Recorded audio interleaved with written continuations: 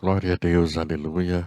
Bendito seja o santíssimo nome do Senhor pela existência da sua vida. Você é muito bem-vindo a mais esse momento de ensino da palavra do Senhor Jesus. Nesse momento, trago uma reflexão para a sua vida dentro da palavra de Deus.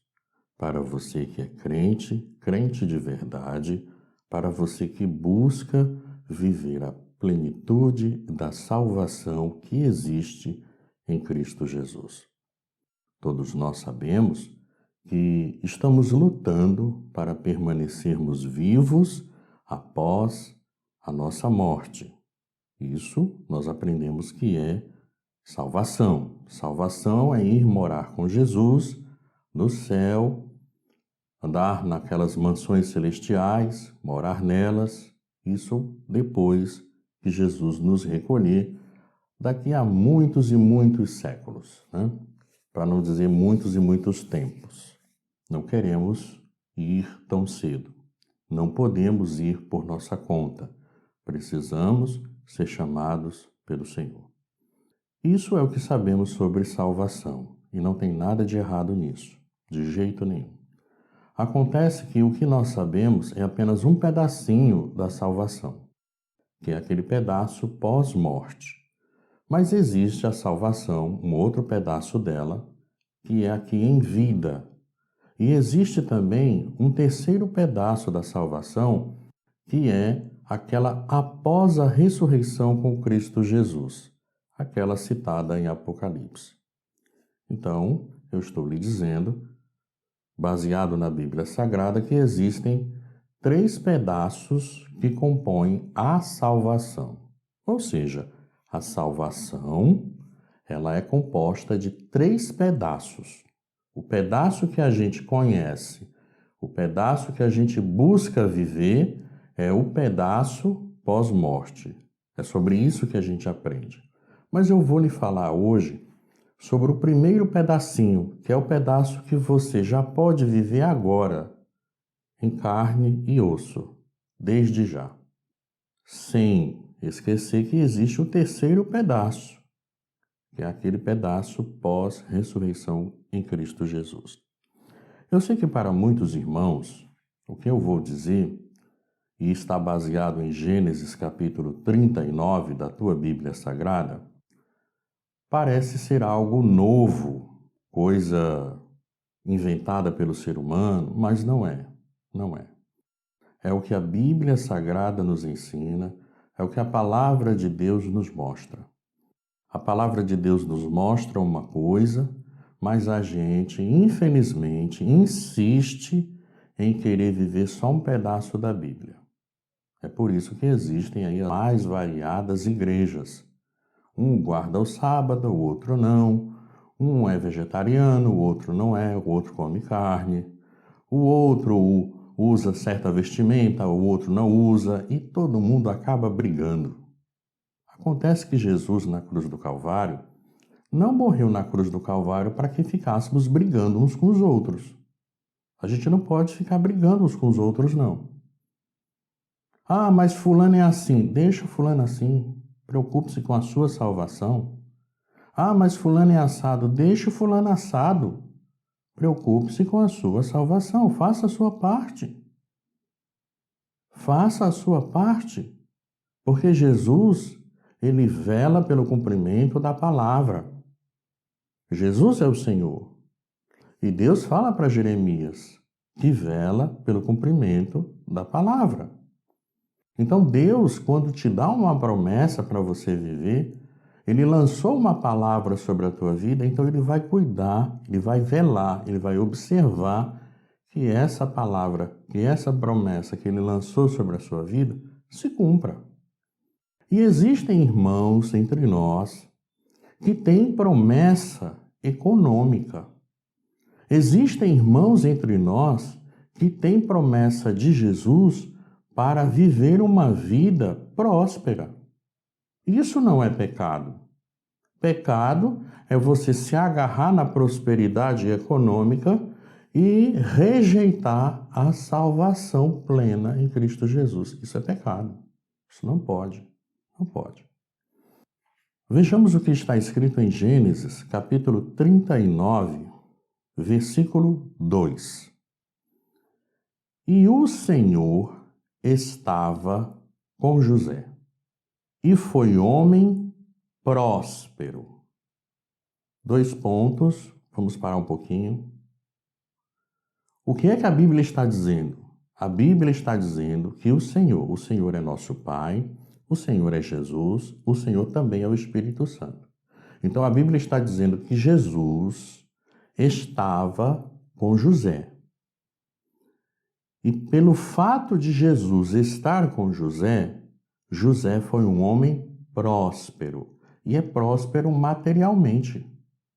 É próspero financeiramente. Próspero do tipo, olha, eu tenho uma necessidade, mas só dá para suprir com recurso econômico, não dá para suprir com oração. Então, está aqui o recurso econômico. Eu tenho para suprir a necessidade. Isso é prosperidade. As pessoas, infelizmente, elas confundem prosperidade com riqueza. E não é assim que as coisas funcionam. Prosperidade nada mais é do que você ter condição econômica, por exemplo, de suprir uma necessidade econômica. Isso é prosperidade econômica. E aqui o texto bíblico fala sobre prosperidade econômica. José, e aquele José do Egito, lembra dele? Pois é, aquele José do Egito, ele foi um homem próspero porque Jesus estava com José. E Jesus é o Senhor. Veja, estou lhe falando sem ferir o texto, sem usar de blasfêmia e sem usar de heresia.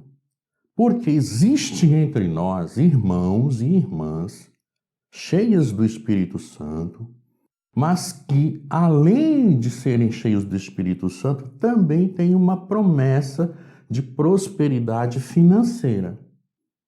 E é muito fácil saber quem são os irmãos. Você mesmo pode se identificar.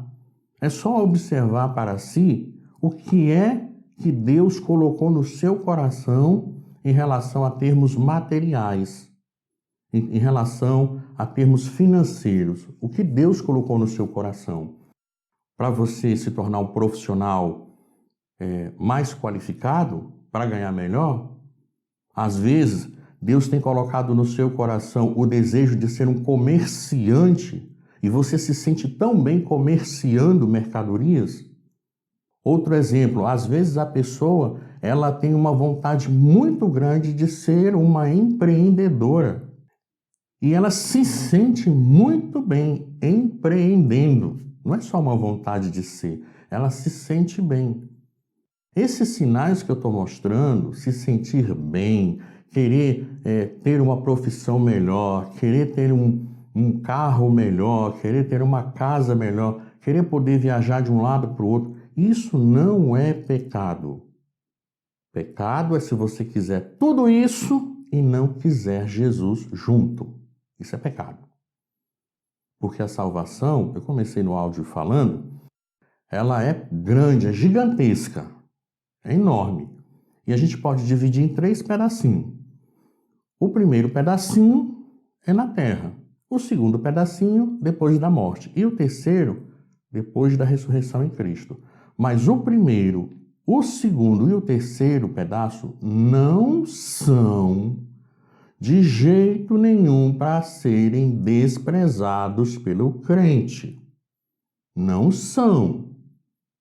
Pelo amor de Deus, serva de Deus, servo do Senhor, que tem medo da palavra prosperidade porque foi enganada por falsos mestres, não pense que a salvação em Cristo, na primeira fase, na segunda e na terceira, podem ser menosprezados.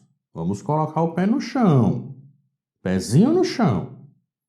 E com o pezinho no chão, olho na Bíblia, a gente consegue entender quais são os pensamentos de Deus a nosso respeito, qual é a vontade dele a nosso respeito. Versículo 2, Gênesis 39. Está escrito assim, vamos ver se está escrito assim. Jesus estava com José e José foi um homem endividado. José foi um homem que não conseguia comprar comida para dentro de casa. José foi um homem, uma pessoa que não conseguia pagar o cartão dele.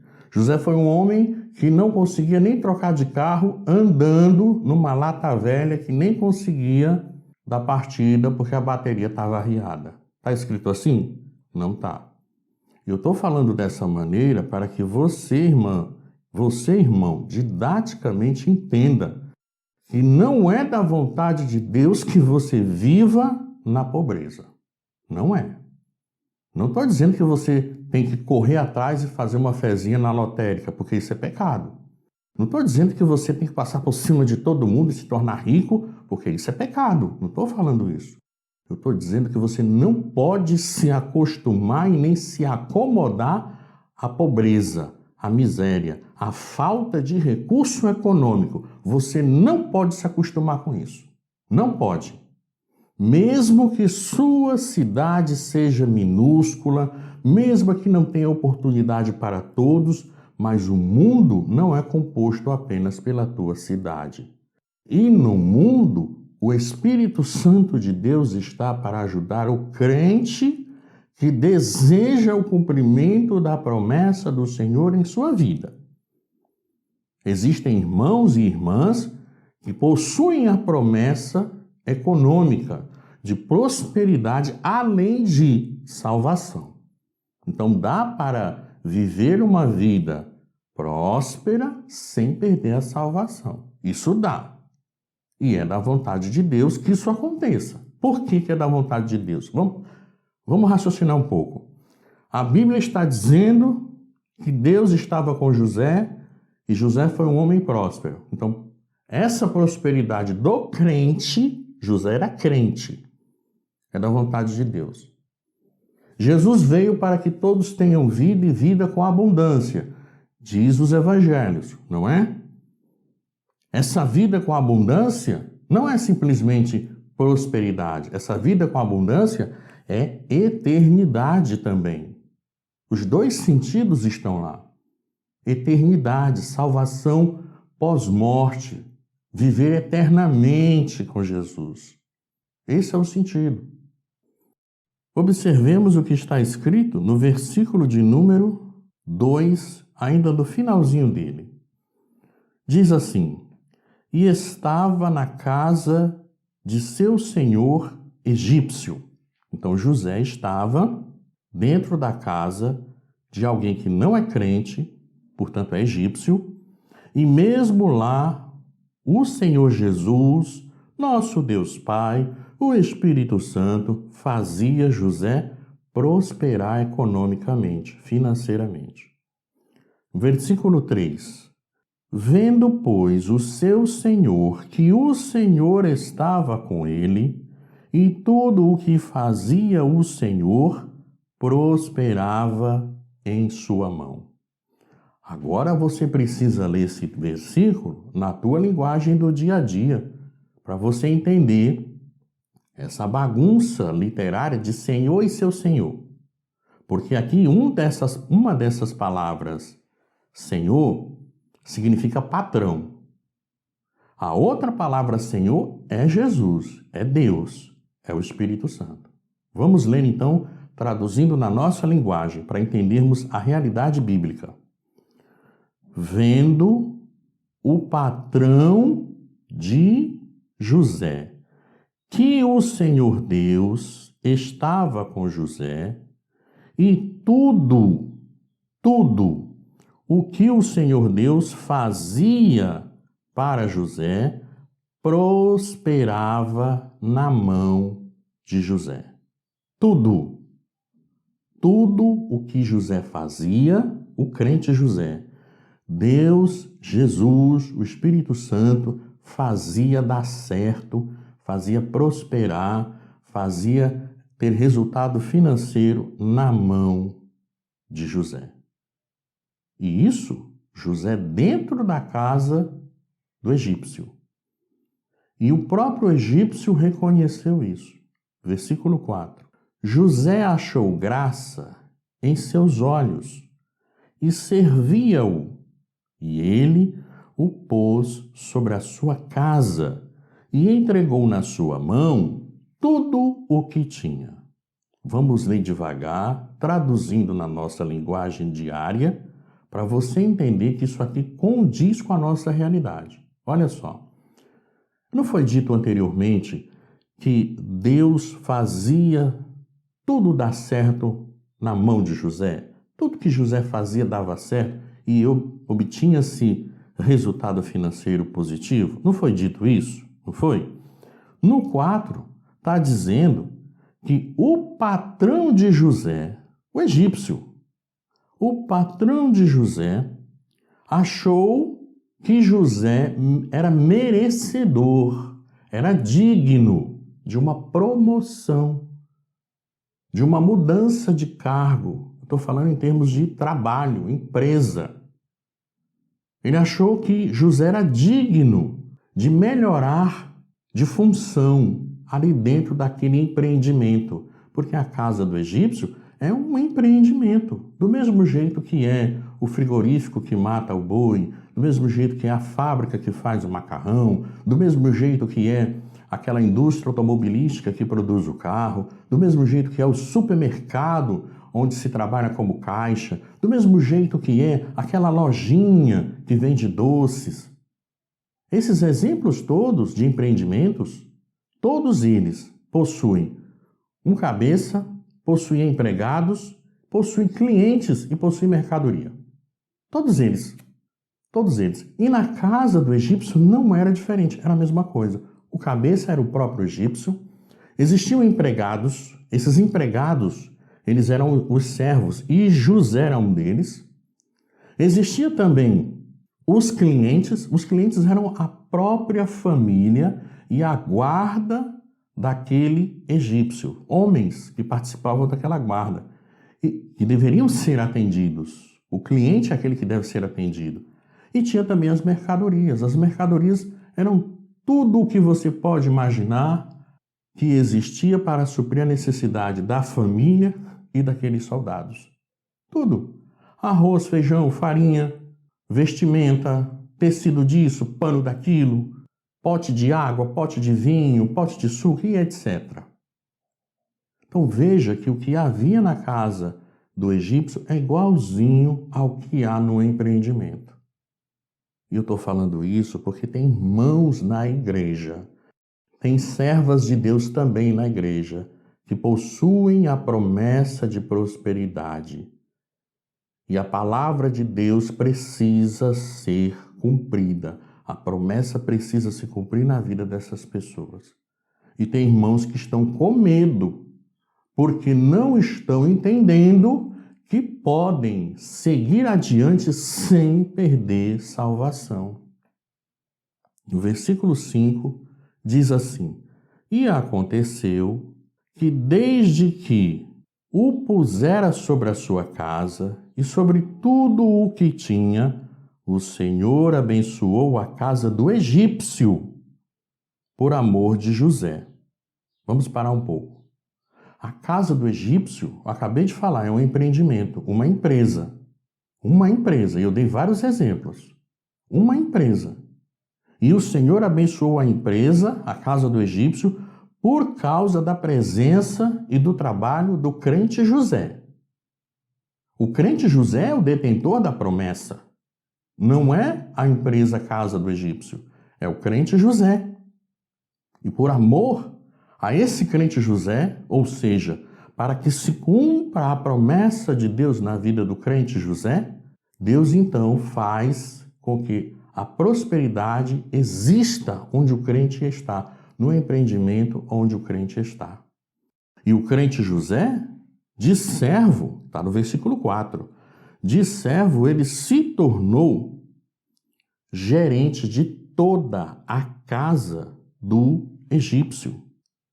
Bem no meio do versículo está escrito assim: E ele o pôs sobre a sua casa e entregou na sua mão tudo o que tinha.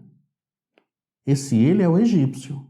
O egípcio é o patrão. Então, o patrão colocou José como gerente geral, promoveu ele de servo para gerente geral e colocou ele nessa posição porque viu que ele era capacitado, achou graça, viu que ele tinha condição de prosperar aquele empreendimento, achou graça.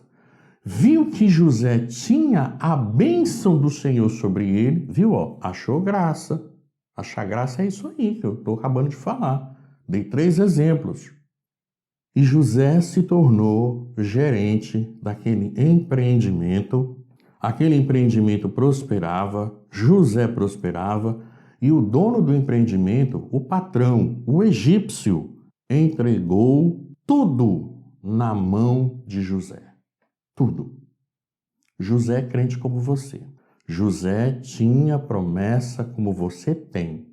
Promessa de ser uma pessoa que tem condição econômica melhor do que tem hoje. E você precisa cumprir essa condição na sua vida. Você precisa.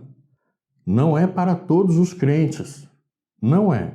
Mas no meio de todos existe um José. No meio de todos existe uma irmãzinha José. No meio de todos existe um José, existe outro José.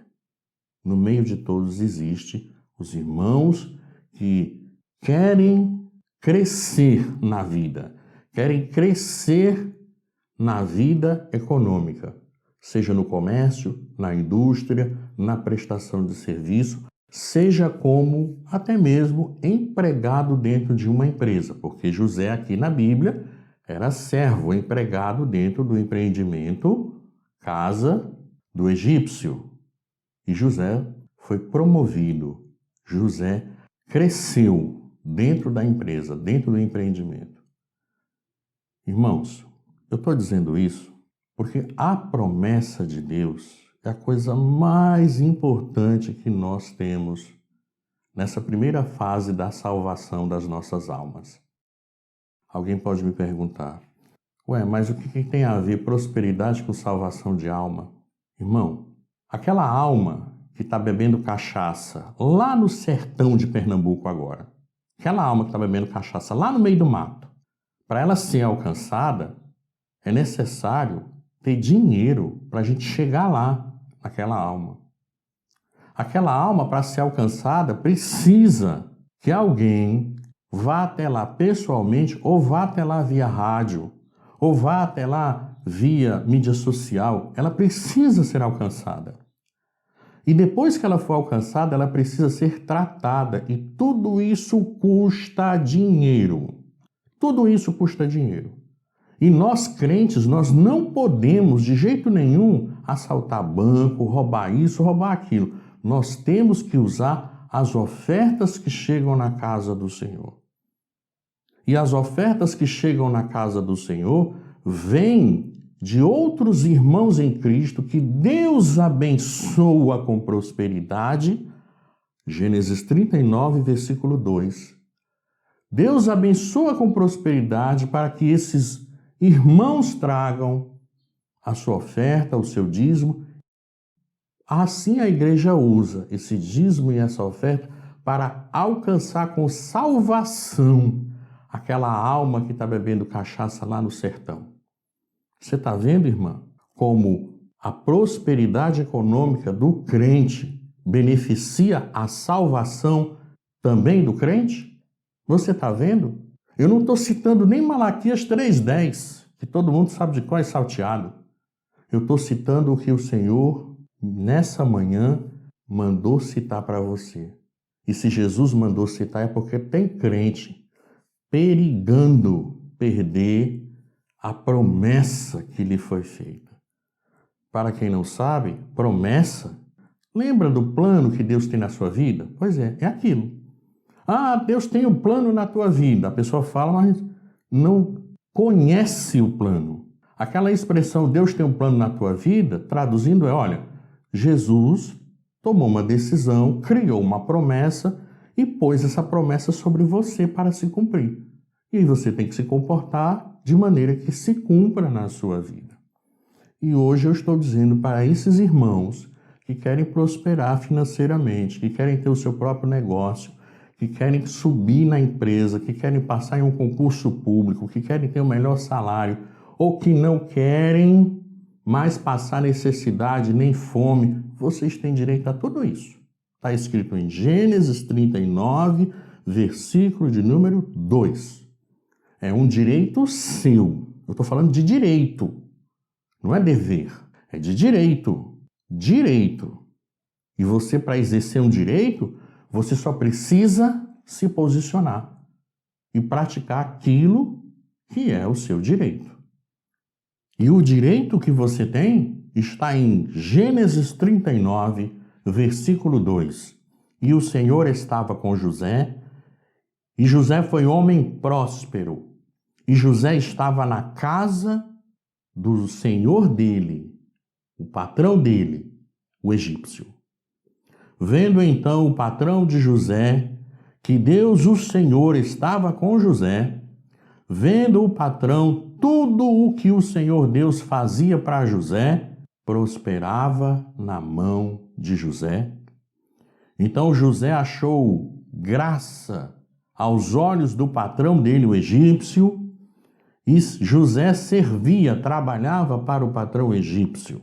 E o patrão egípcio pôs José sobre a casa dele e entregou na mão de José tudo o que o egípcio tinha. E aconteceu que desde que o patrão de José, o egípcio, pôs José sobre a sua casa e sobre tudo o que tinha, o Senhor, Deus, Jesus, o Espírito Santo, abençoou a casa do egípcio, o empreendimento do egípcio. A abençoou por amor a José, pelo cumprimento da promessa. Essa é a palavra de Deus. A palavra de Deus, infelizmente, está disponível para nós, mas muitos de nós não desejam obedecer a palavra de Deus. Não seja sofredora, não seja alguém que perde a sua coroa de glória, não seja alguém como muitos outros que já perderam e que sofrem. Viva a sua promessa. Se você tem promessa econômica, se essa promessa está dentro de você queimando, busque viver essa promessa sem jogar fora a tua salvação em Cristo Jesus. Isso é possível. É possível porque está dentro da Bíblia Sagrada. É um direito que você tem e está dentro da Bíblia Sagrada. Que Deus nos abençoe.